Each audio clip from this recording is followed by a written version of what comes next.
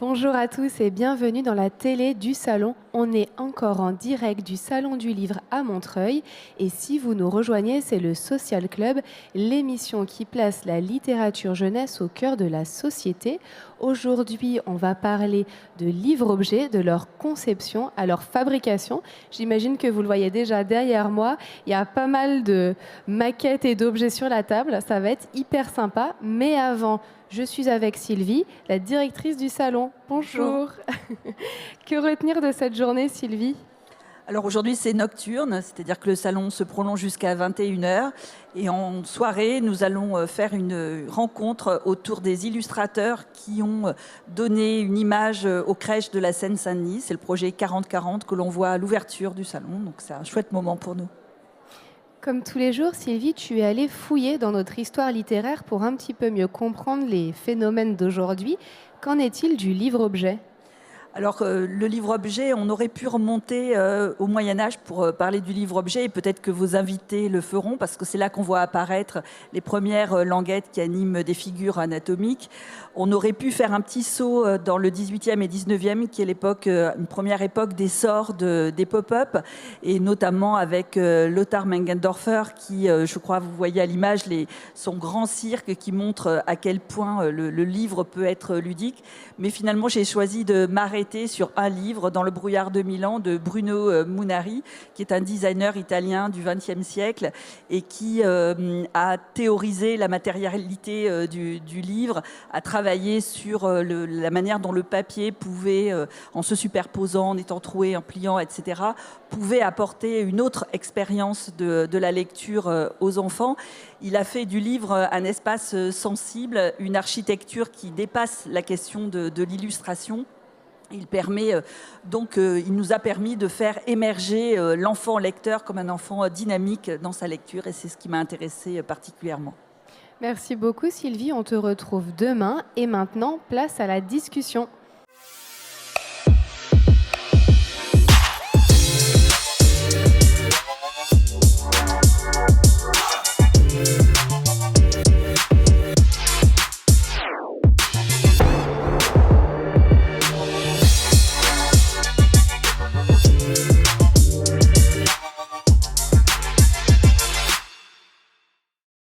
Je ne sais pas vous, mais moi, les livres que je préfère sont les livres qui me dérangent dans leur forme.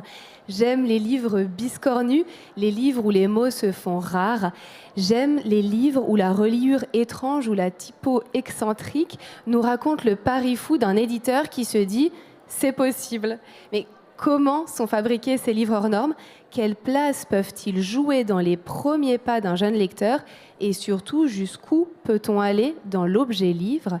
Avec moi aujourd'hui pour répondre à ces questions, Alexandre Chaise, éditeur aux éditions du Livre. Bonjour. Bonjour.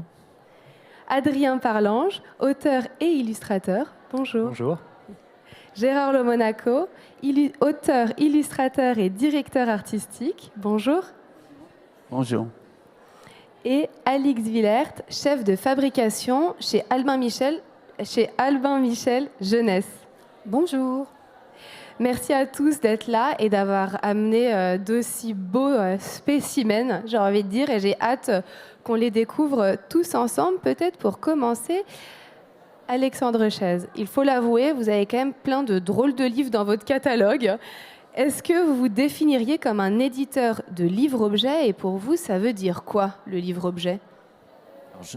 Personnellement, je ne me considérais pas comme un éditeur de livres-objets, mais avant tout de livres, parce que simplement, moi, le livre en fait, a un vocabulaire commun, qui est le commun à toutes les maisons d'édition. La singularité peut-être des éditeurs ou même des auteurs qui publient des livres-objets, c'est que pour moi, ils vont s'appesantir à un moment sur une spécificité matérielle du livre, peut-être plus marquée que dans un livre où on va seulement, entre guillemets, reproduire une illustration définie en amont. Donc c'est ce qu'a déjà un peu parlé Sylvie en amont en parlant de Bruno Munari, c'est que finalement le livre comporte une couverture, comporte un signet. Par exemple, Adrien a joué avec le signet du livre. On peut jouer aussi avec la finesse, la transparence du papier, avec la taille du livre, la petitesse du livre, le fait que les pages puissent être découpées. Et à ce moment-là, effectivement, toute cette matérialité-là invente apporte une nouvelle narration au livre. Et en tout cas, avec les éditions du livre, c'est ce que je cherche à faire, c'est utiliser ces singularités-là pour créer des narrations et des manipulations différentes. Adrien Parlange, vous, ça fait longtemps que vous faites des livres-objets. On dit d'ailleurs que chacun de vos livres est un concept. Quelle place vous accordez à l'idée dans vos ouvrages ? Centrale, en fait. C'est le point de départ de toutes mes envies de livres. C'est d'abord une idée que j'ai dans un petit carnet. Et souvent, d'ailleurs, tout le travail qui suit, ça va juste consister à ne pas à être à la hauteur de cette idée, c'est-à-dire ne pas la trahir, faire le livre qui lui fait honneur. Donc, effectivement, on dit de moi que je fais des livres un peu conceptuels. J'ai un peu de mal avec ce mot parce que je le trouve un peu froid et que j'ai pas du tout envie de faire des livres froids ou cérébraux. Mais je préfère me dire que effectivement, au centre de chaque livre, il y a une idée. Gérard, on l'a déjà un petit peu abordé, mais c'est vrai que c'est pas vraiment nouveau, j'ai l'impression, ce phénomène. Mais peut-être, avant de nous répondre, on va vous découvrir dans votre atelier en pleine fabrication pour voir ce que ça donne de faire un livre-objet. Ah bon ?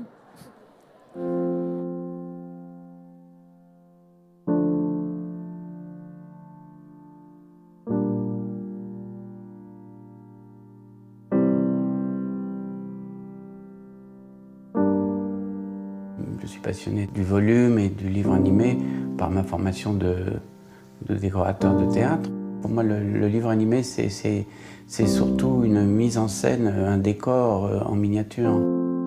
J'aime dessiner et peindre et j'ai trouvé là une façon de réunir toutes sortes de disciplines qui me plaisent passionnément. Ce livre m'a demandé plus de 2 ans et 9 mois de travail, presque 3 ans, entre la conception de l'ingénierie papier, l'illustration et les essais pour que les pages puissent fonctionner en pop-up. Le livre animé, c'est le rapport que l'on a avec l'objet papier. Gérard, alors, c'est nouveau ce phénomène du livre-objet ? Oh, ça fait une 30aine d'années. Le livre-objet ou objet-livre, la question, vous l'avez posée. Je pense que c'est un phénomène qui nous a amené à trouver des idées hors normes sur le format des livres, sur la façon de prendre le livre, de l'habiter. Pour moi, le livre animé, je préfère d'ailleurs le terme de livre à système que le livre pop-up, est un peu une forme d'architecture. Comme dans une maison, on entre dans un livre par les pages blanches qui sont des silences. On attend dans l'entrée d'une maison, d'une architecture, et le livre dévoile son intériorité. Je m'attache à faire des livres qui me rappellent une période de ma vie où j'ai été décorateur dans les grands théâtres nationaux, Opéra de Paris ou Chaillot. Et donc, en fait, pour moi, un livre à système, un livre-objet, un objet-livre, c'est aussi un décor de théâtre, une sorte d'exposition temporaire, une sorte de lieu de la surprise pour celui qui va dans une librairie, va découvrir un livre sur les tables. La couleur, la forme, ça dit beaucoup de cette approche. Une main que nous tendons aussi au lecteur. C'est une façon aussi de l'apprivoiser, ce lecteur, de l'étonner. Je pense que tous qui sommes autour de cette table, nous sommes attachés à ça. C'est l'idée de surprendre. Alors, si c'est pas nouveau, Alix, qu'est-ce qui est nouveau aujourd'hui ? Qu'est-ce qui change ? Qu'est-ce qui change par rapport à... Par rapport à il y a 30 ans, peut-être les techniques d'impression, les techniques de fabrication sont plus simples, sont plus modernes ? Pas du tout, je dirais que la base est toujours la même. Donc j'ai coutume de dire d'ailleurs que mon métier, c'est de transformer un projet en objet, mais qu'il y a deux types de livres. Il y a les fabrications un peu plus standards, et puis après, il y a les livres qui sont plus du livre d'artiste, un peu plus conceptuel, même si Adrien n'aime pas ce mot, et qui nous pousse à réfléchir à une adéquation entre la forme et le contenu. Donc ces livres-là, bien entendu, vont nous demander d'être plus exigeants par rapport à la fabrication, de faire des recherches aussi, de trouver les fournisseurs ad hoc, mais également de travailler très finement le pré-presse, parce que c'est trop dommage d'investir sur l'objet et de se rater sur l'impression ou la qualité des couleurs aussi, ou la reproduction des couleurs. Donc aujourd'hui, en fait, les méthodes de base restent les mêmes, mais ce que je constate, c'est un engouement supplémentaire pour le livre-objet. Donc je me suis vraiment posé la question, je me suis dit, est-ce que le développement du numérique a fait que, justement, parallèlement, un goût pour la matière, l'objet s'est redéveloppé. Et pas seulement, bien entendu, parce qu'il y a livre-objet et livre-objet. Le livre animé, évidemment, c'est l'essence du livre-objet. Mais, par exemple, je tiens à dire que cette nouvelle génération qui pourtant écrit sur Wattpad, donc est publiée dans un premier temps sur le web, a un engouement certain pour le collector, que je montre ici. Donc le collector, c'est une édition beau livre avec une tranche imprimée, mais aussi des effets de finition spécifiques sur la couverture. En l'occurrence, là, il y a un cold foil, une impression Pantone, voilà, un objet soigné que les followers aiment avoir dans leur bibliothèque et qu'elle tourne en général du côté de la tranche. Donc pour bien montrer voilà, ce bel objet. Pas forcément pour le lire, parce que très souvent, elles auront acheté le livre broché normal pour le lire. Celui-là, c'est un objet plutôt, j'allais dire, décoratif, mais aussi qu'elles s'approprient. Le problème du numérique, c'est ça, c'est qu'on n'a pas ce degré d'appropriation qu'on peut avoir avec du livre papier, du livre objet. Ce type de jaspage, par exemple, assez joli, c'était possible avant, techniquement ? Alors c'est vrai que là, on a pu, grâce à cet engouement, développer des techniques différentes. Et avant, on imprimait, surtout quand il y avait plusieurs couleurs, en sérigraphie. Mais maintenant, il y a des techniques numériques. Aujourd'hui, il y a des imprimeurs qui se sont vraiment équipés de machines numériques pour pouvoir mettre des motifs sur la tranche.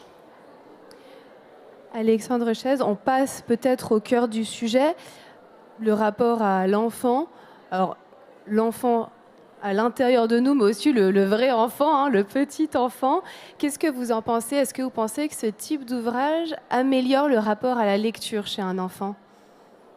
Je pense qu'il le précède surtout. Enfin, moi, ce qui m'importe, c'est effectivement de proposer des ouvrages singuliers aux enfants avant même qu'ils abordent la lecture, puisque quand la lecture va arriver, je l'ai vécu avec ma fille, tout d'un coup, c'est un engouement vers des romans qui va se mettre en place.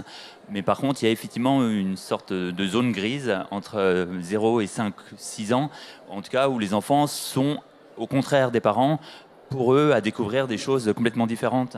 Donc, par exemple, ici, ce livre de Julie Saphir-Stein, qui plié est tout plat et puis qui se développe à 360 degrés quand il se développe. Donc, ça peut être un émerveillement tout simplement déjà pour un bébé, ce qui est le cas. Ensuite, selon l'enfant va pouvoir aussi jouer et découvrir les couleurs, découvrir les formes. Donc, c'est vraiment un apprentissage qui se fait petit à petit, comme ici ce livre El Automato, où quand on le déplie, il joue avec ce que je dirais être le cliché d'un livre d'artiste, à savoir un livre seulement en couleurs, dont on ne comprend pas grand-chose, mais en découvrant les cartes pochoirs qui se trouvent à la fin du livre, et en les posant sur les couleurs, une pomme apparaît, un poireau apparaît, une cerise apparaît. Voilà. L'émerveillement, c'est ce qui est au cœur de la chose. Mais je pense que même pour les adultes, et je le vois sur le salon, l'émerveillement est là chez tout le monde encore, peu importe l'âge qu'on a, quoi.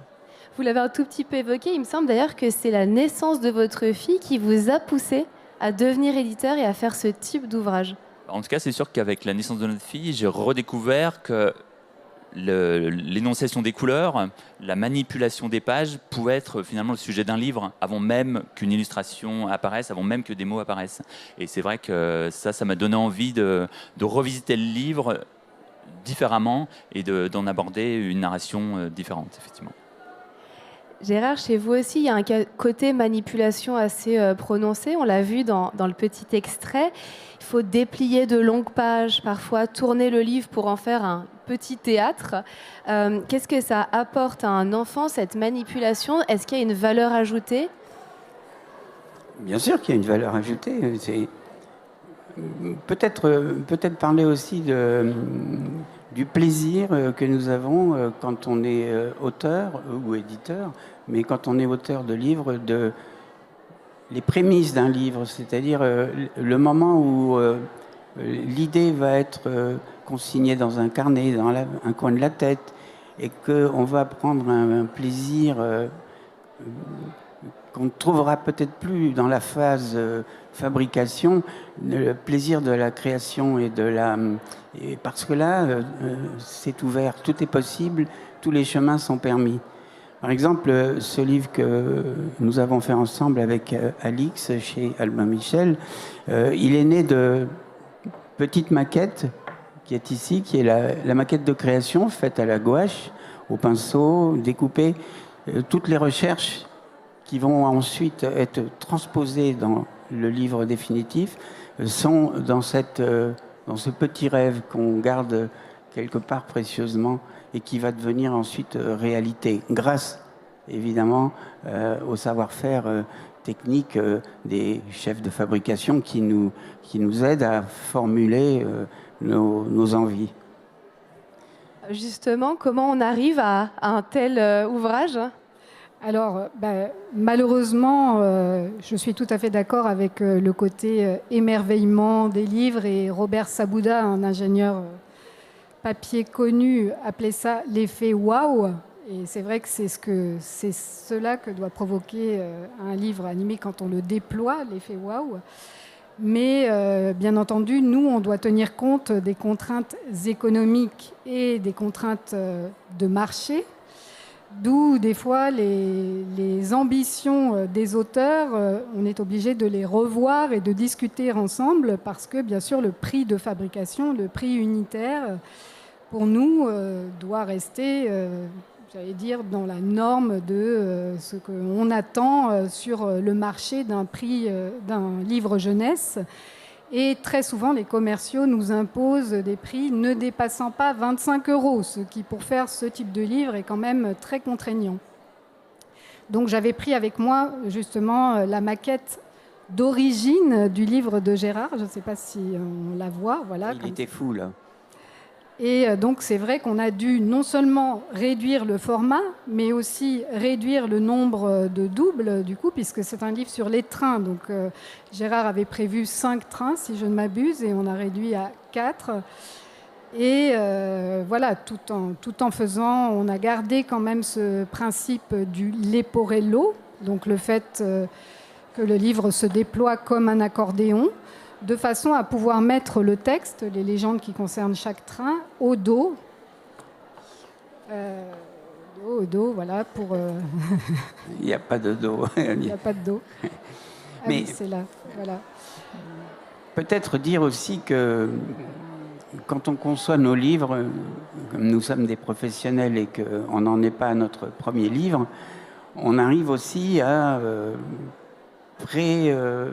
faire préexister notre livre techniquement, c'est-à-dire on arrive aussi avec une réalité maintenant, c'est-à-dire on a conscience que chaque ajout à la fabrication d'un livre va être sanctionné par un prix.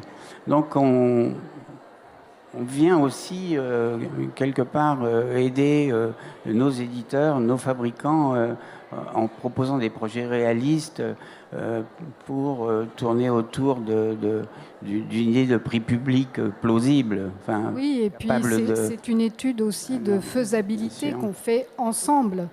Et le plus souvent, par exemple, on va chercher à coéditer, à trouver des éditeurs à l'international parce que non seulement cela permet d'amortir, bien entendu, le prix de vente, mais aussi ça permet quand même à l'auteur d'avoir une reconnaissance à l'étranger. Donc ce genre de choses. D'où vous verrez que sur ce livre, au dos, justement, on a mis une couleur noire anthracite. On en a beaucoup discuté avec Gérard. C'est pas tout à fait un noir, c'est un noir tramé. Et de façon à ce que le texte vienne défoncer le noir uniquement, car cela permet en fabrication, on m'a permis d'être un petit peu technique aujourd'hui, donc voilà, de ne changer que la plaque du noir. Donc ça nous fait faire des économies à partir du moment où on peut... Pour ce livre-là, je peux le dire, Gérard, on a tiré à 22 000 exemplaires. Voilà, 5 coéditeurs. Dire quand même très rapidement que il y a une tendance actuelle qui consiste à être plus économe. C'est-à-dire que les auteurs, et c'est une vertu, de chercher dans notre travail quelque chose qui est dès le départ un coup plausible, mais qui artistiquement parlant soit quelque chose de vertueux. Je m'attache beaucoup, connaissant la hausse des prix chez les imprimeurs internationaux, je m'oriente vers quelque chose de moins sophistiqué. Il y a eu une période comme tu dis, l'effet waouh des Américains qui faisaient des livres extravagants, au fond qui cachaient un manque de texte. Effectivement, je suis plus dans une recherche économe. Je fais des livres maintenant qui sont étudiés avec beaucoup moins de points de colle pour réduire. Et finalement, le fait de se contenir, de réduire nos ambitions techniques, on va à l'encontre d'une nouvelle esthétique, une esthétique plus minimaliste. Effectivement, on reviendra à cette question du modèle économique, mais peut-être avant une petite pause avec Jean-Marie Ozanne, qui, comme tous les soirs, va nous révéler ses meilleures anecdotes du festival. Je m'appelle Jean-Marie Ozanne, j'ai créé la librairie Folie d'encre à Montreuil en 1981. Pour rien au monde, je ne raterai un épisode de cette aventure. Pour qu'un salon dure, il faut des engagements, mais surtout la multiplicité des engagements. Jean-Paul Capitani, c'est Actes Sud. Il me donne rendez-vous à 6h du matin pour monter le stand. Le stand était complètement nu, donc je suis là à 6h, Jean-Paul aussi, mais il a amené sa scie, sa perceuse, toute sa boîte à outils, des planches et des planches. À 10h, le stand était terminé. Il était parfait, c'était un des plus beaux stands. Et puis je me souviens aussi de Pierre Marchand, avec qui je prenais un café. C'est le fondateur, on peut presque dire, de Gallimard Jeunesse. Nous rejoint un autre éditeur. Pierre se retourne vers lui et lui dit non, le salon, il faut qu'il reste à Montreuil, il faut pas qu'il aille à Paris, parce que sinon nous n'aurons que des lecteurs déjà convaincus. Et je me souviens de Catherine Gendron, qui était une illustratrice, mais qui avait abandonné ses crayons pour devenir conteuse. Et elle faisait partie de cette épopée formidable du premier salon qui n'était encore qu'un festival et dans lequel il y a eu une nuit du conte. Et puis je me souviens aussi de Patrick Couratin.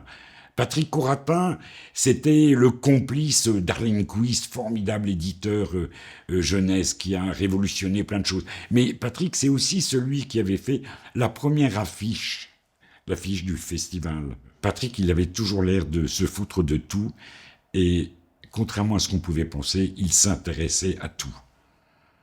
Alors, Pierre, Jean-Paul, Catherine et Patrick, ils nous ont quittés.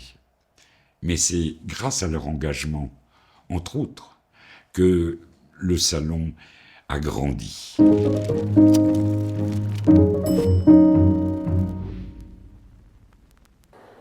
La fabrication, toujours au cœur du livre jeunesse.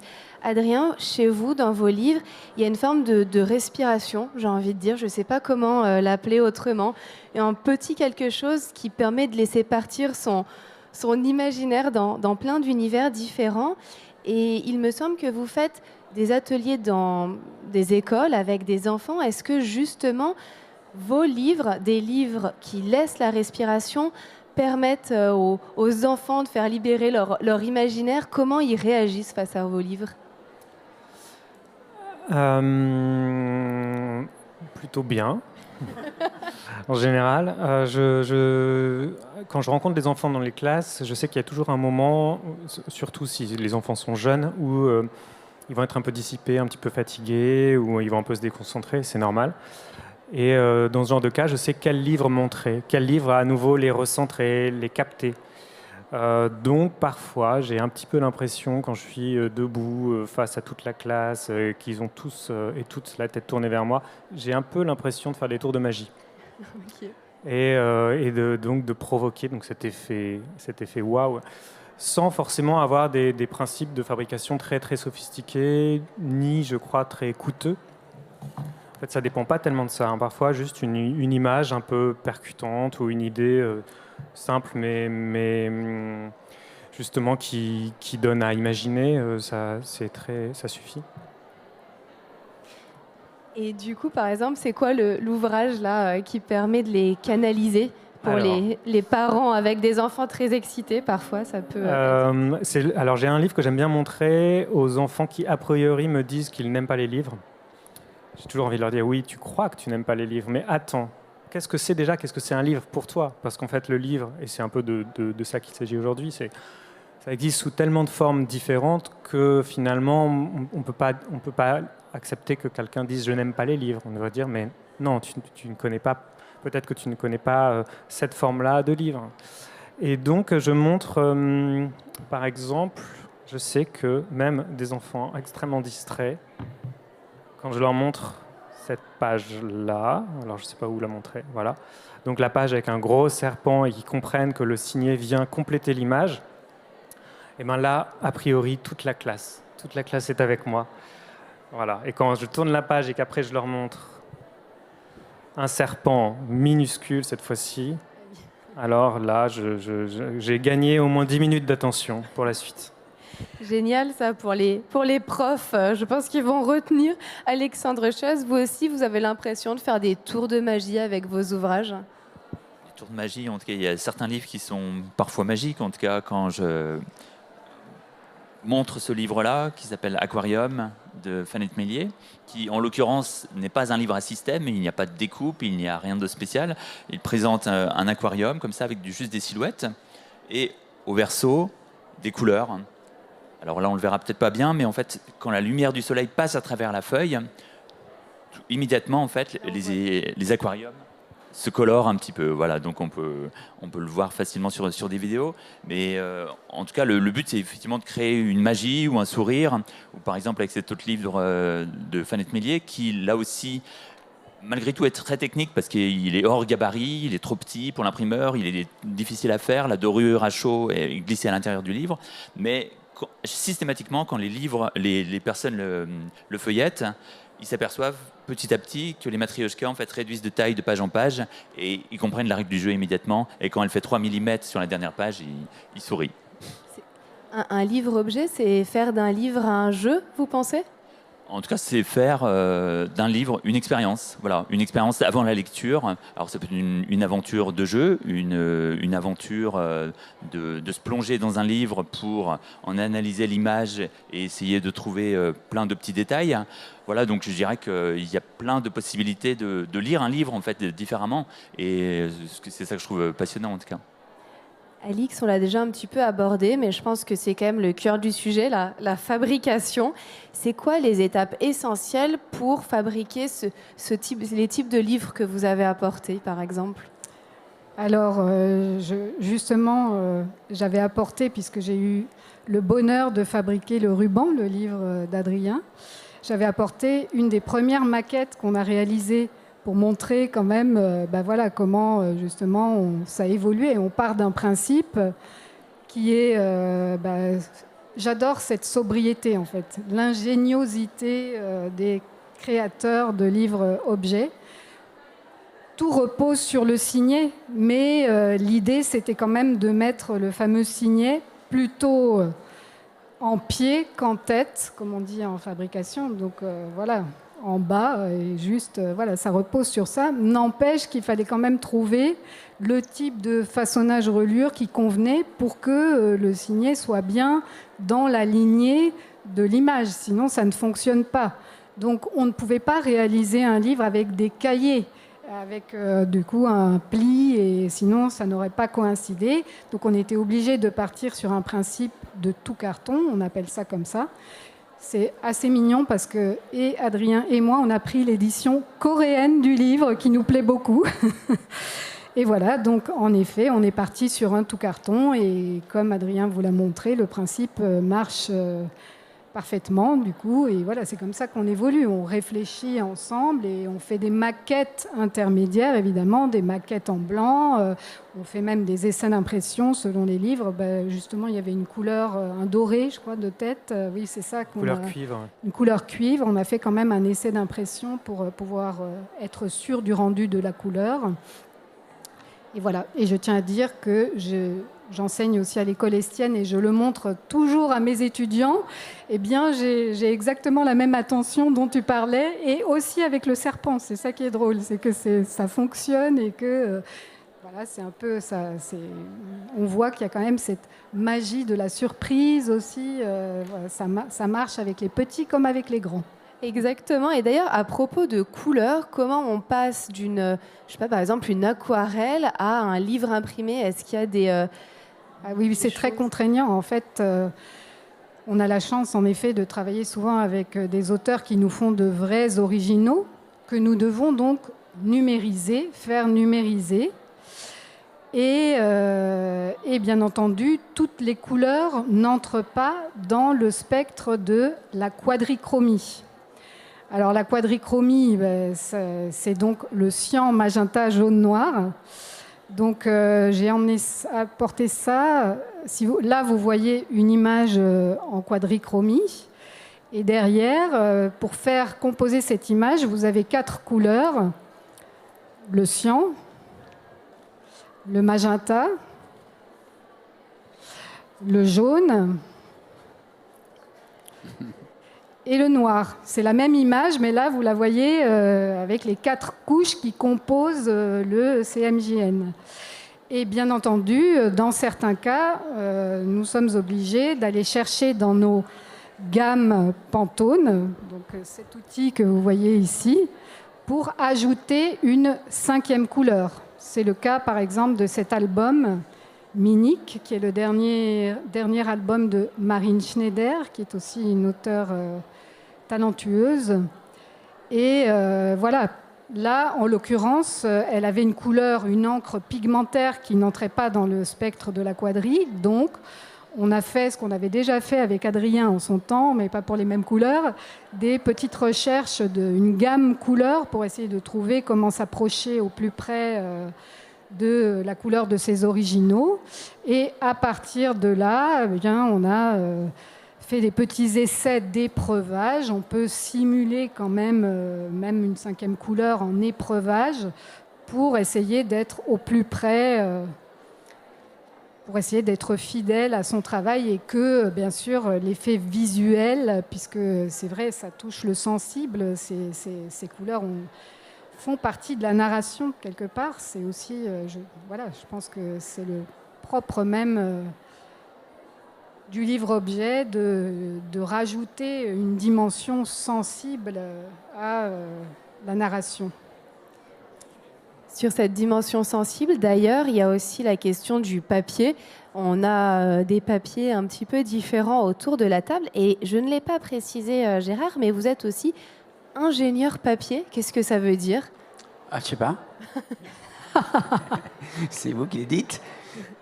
Ingénieur papier, c'est un mot qu'ont trouvé les Américains pour désigner ces graphistes, artisans qui donnent des fichiers pour que les mécanismes papier fonctionnent.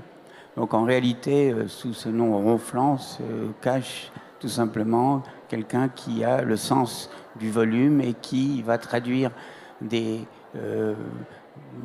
volumes qui peuvent fonctionner dans une double page. On doit fournir aux fabricants ces fichiers. Je voulais montrer juste, puisque nous sommes dans le livre et qu'il y a une dimension aussi artistique en dehors de la dimension fabrication qui, moi, me préoccupe beaucoup, mais je laisse Alix en parler très bien. Par exemple, ce livre qui vient de sortir sur le surréalisme, en réalité, ça c'est la version imprimée sur le papier dont on parle, un papier commun à l'édition. Aujourd'hui, on a un peu moins de choix qu'autrefois. La création, elle a commencé par la voici. Il n'y a pas d'ordinateur qui consigne ce livre autrement que sous la forme de ces recherches papier. En réalité, chaque double page, c'est une recherche d'ingénierie papier, comme vous dites, donc de forme qui donne le volume. Et je m'attache à réduire au maximum le nombre de points de colle qui sont coûteux en fabrication. Par exemple, ici, pour avoir cette sculpture de Jean Arp, une partie de la sculpture est prise dans la matière de cette page et une partie du bas de la sculpture de Jean Arp est prise dans la partie droite. Donc les deux alliés font un montage qui ne coûte rien, hormis le façonnage qui consiste à dresser la page. Alexandre, toujours côté technique / économie, il me semble que vous pouvez passer jusqu'à 8 heures chez un imprimeur pour un livre. Comment vous faites déjà? Et puis, comment on peut s'y retrouver économiquement quand on passe autant de temps pour faire un livre? Alors, effectivement, bon, c'est un positionnement qui est le mien, qui est aussi un positionnement politique de vouloir en tout cas produire des objets jusqu'au boutiste, assez radicaux. Et forcément, j'en paye aussi en partie de ma personne, puisque j'ai finalement une maison d'édition depuis 10 ans, j'en vis partiellement. Mais ce qui m'importe peut-être devant la mort, c'est de pouvoir produire les livres, en tout cas, dont j'envie qu'ils existent, en fait. Voilà. Et après, il y a aussi, malgré tout, il y a une part de jeu qui est très intéressante. Quand on passe 8 heures à caler le recto d'aquarium, il y a aussi le plaisir que plus tard, des étudiants passent devant un stand et on s'aperçoit que ces livres sont étudiés dans les écoles de graphisme. Voilà, donc c'est aussi le plaisir, le jeu de participer à toute cette aventure en tout cas. Et est-ce que la vente à l'international peut être une option? Alors pour moi, elle est vraiment une option très forte, puisque étant donné que je publie des ouvrages sans texte, j'ai la chance de pouvoir en fait faire voyager ces livres et effectivement je vis en partie de ces livres qui partent à l'étranger et j'ai 50% de mes ouvrages qui vont à Taïwan, en Amérique, en Italie, voilà. Donc ça c'est en tout cas à mon échelle, ma petite échelle de couteau suisse, je dirais, où je fais un peu tout, ça me permet en tout cas de continuer à produire des livres singuliers qui effectivement sont hors gabarit économiquement et souvent techniquement aussi. Adrien, est-ce que ça vous est déjà arrivé, par exemple, d'avoir une idée trop folle pour être réalisée? Parce qu'on parle quand même de beaucoup de techniques, beaucoup de contraintes techniques, économiques, etc. Qu'est-ce que... Non, ça ne m'est pas arrivé, mais peut-être parce que je prends la question dans l'autre sens. C'est-à-dire que d'abord, je vais plutôt me renseigner sur ce que l'on peut faire, ce qui est techniquement possible, et plutôt aller chercher du côté des choses simples, en fait, et essayer de réinterpréter ces fabrications, ces particularités de fabrication, et essayer de leur trouver une originalité, que ça fasse partie de l'expérience de la lecture d'une manière un peu inédite. Par exemple, le signet. Bon, on trouve des signets dans les livres depuis longtemps, j'imagine. Je ne sais pas. Mais simplement de dire, cette fois-ci, ça ne servira pas à marquer la page, mais ça va faire partie du livre, de l'image. Et le signet va faire le lien entre le livre, l'objet et le lecteur ou la lectrice. C'était en tout cas l'idée qui moi m'a donné envie de me lancer dans le projet, mais c'était pas particulièrement compliqué. Il me semble que c'était pas si compliqué que ça à faire du point de vue de l'imprimeur, mais je ne sais pas, peut-être. Là Adrien, en fait on est au cœur de notre sujet. qui est le détournement en réalité. Le détournement de choses qui étaient usitées autrefois et qui aujourd'hui trouvent une nouvelle manière de s'exprimer. En fait, ce qu'on fait, tout le monde l'a déjà fait. Mais on arrive au moment où, avec nos moyens d'expression mécanique, comme qu'offre l'industrie de l'impression, on peut faire des choses extraordinaires. En réalité, on fait des livres d'art avec les techniques qu'offrent les arts graphiques et l'imprimerie contemporaine. Alix, on peut aller jusqu'où, du coup, pour jusqu'au bout de la nuit. Tant qu'on reste dans l'objet livre, qu'est-ce qui n'est plus livre et qui devient que objet? Ah, ça, c'est une question difficile parce que j'aurais eu tendance à dire oui, enfin, à partir du moment où il n'y a pas de texte, par exemple, est-ce qu'on est vraiment dans le livre ou est-ce qu'on est encore plutôt dans le jouet? Parce que je parle en tant que fabricante, donc j'ai ces contraintes aussi de respecter les normes de sécurité et que pour nous, il y a une vraie différence entre quand est-ce que c'est un jouet et quand est-ce que c'est un livre jouet. Et de toute façon, on a très souvent des budgets tests aussi, on doit faire passer des tests pour être sûr de la sécurité de l'objet. Donc voilà, ça a déjà un coût. Donc c'est vrai que pour nous, dès qu'il n'y a pas de texte, on a peur d'être assimilé à un jouet. Voilà. C'est une question du de TVA, livre. hein. C'est ça, aussi de TVA. C'est deux choses différentes, les normes de sécurité et la TVA, mais la TVA change quand on nous assimile à un jouet. Oui. Un mot peut-être pour la fin? Oui, non, mais juste sur cette question, parce que je la trouve très intéressante. Je me suis beaucoup posé la question moi-même avant de vous retrouver. Pourquoi est-ce que si je fais une cocotte en papier, ce n'est pas un livre-objet? Et pourquoi est-ce que Bloom, qui est donc qu'Alexandre vient de montrer, est un livre-objet? Pour moi, le livre, ce qui le caractérise, c'est aussi que c'est un objet qui existe sous deux formes. Il y a une forme fermée, une forme ouverte. Il y a un dévoilement, il y a un moment où on découvre le contenu, on découvre ce que le livre a à nous dire. Et c'est un peu, pour moi, la base et l'intérêt du livre. Format de 1,20 m sur 1,50 m ou livre 100 pages peut-être, alors tout peut être livre. En attendant, merci beaucoup à tous les quatre d'avoir partagé tous ces ouvrages, toutes ces idées, toutes ces méthodes de fabrication. Et nous, on se retrouve demain pour un nouveau Social Club spécial BD Jeunesse.